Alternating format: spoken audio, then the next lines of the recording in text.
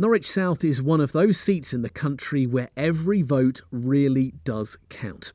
For the four parties standing here, they've all got hopes of returning an MP to Westminster. In 2015, Clive Lewis won the seat for Labour off the Lib Dems.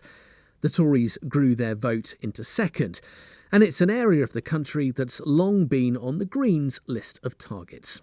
Clive Lewis has made his name nationally as a staunch supporter of Jeremy Corbyn, but is taking nothing for granted here. People are saying, well, we expect you to win, Clive. Well, I hope I do, clearly.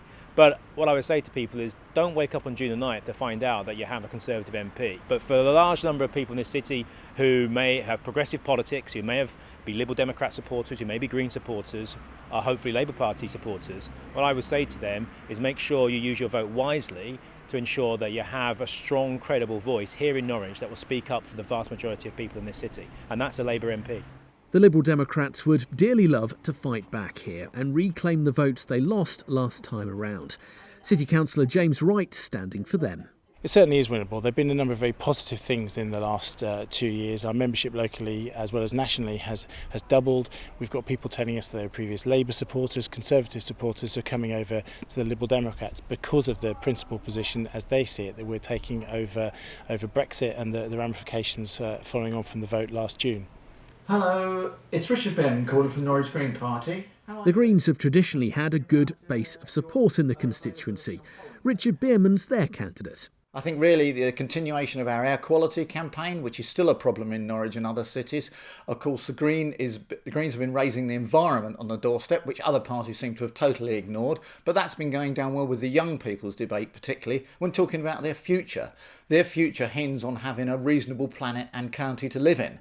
And if we continue to trash the planet the way some big companies and big business would like us to do, then we're going to have a real problem in the future.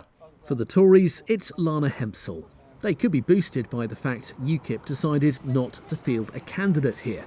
Lana's aiming to win the seat for the first time for the Tories since 1983.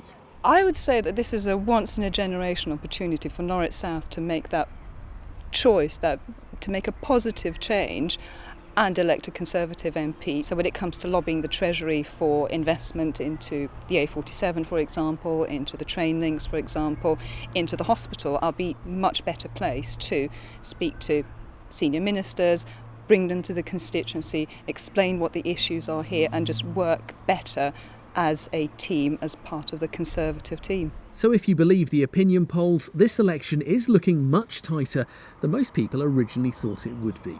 But if any of these parties are serious about growing their vote or taking the keys to number 10, with a week to go, the voters in the flats and terraces of Norwich South are just the kind they need to be winning over.